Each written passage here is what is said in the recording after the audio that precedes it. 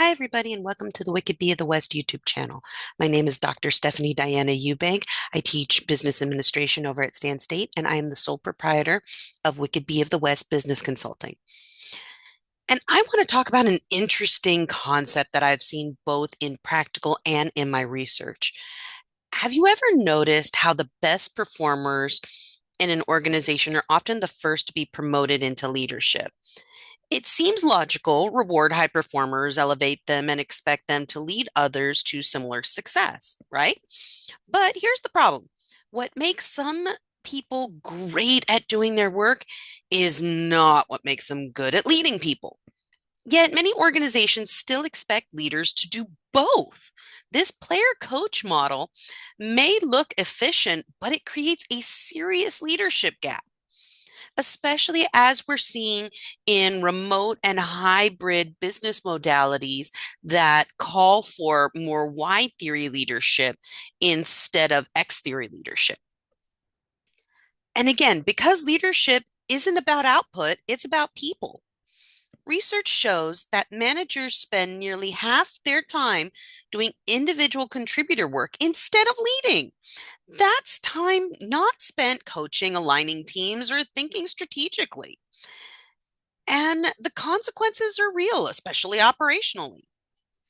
When top performers are promoted without proper support or structure, team performance can decline. Engagement suffers, leadership pipelines weaken, and organizations become less effective overall. Even more concerning, leaders fall into an identity trap.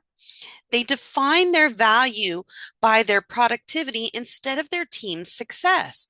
So they jump in, fix problems, and unintentionally create dependency. Over time, their teams stop growing and the leader burns out. Organizations often try to fix this with more leadership training, but training alone isn't enough if the role itself is broken. You cannot expect leaders to coach, mentor, and think strategically when they're still responsible for individual output. So, what's the solution? We need to redesign leadership. That means removing production responsibilities and focusing leaders on team performance. It means creating separate career paths so high performers don't have to become managers. It means preparing leaders before they step into the role. And because when leaders feel free to lead, everything changes. Teams perform better, engagement rises, organizations become more stable and resilient. Leadership is not about doing more. It's about enabling others to do their best work. And that only happens when leaders stop producing and start leading.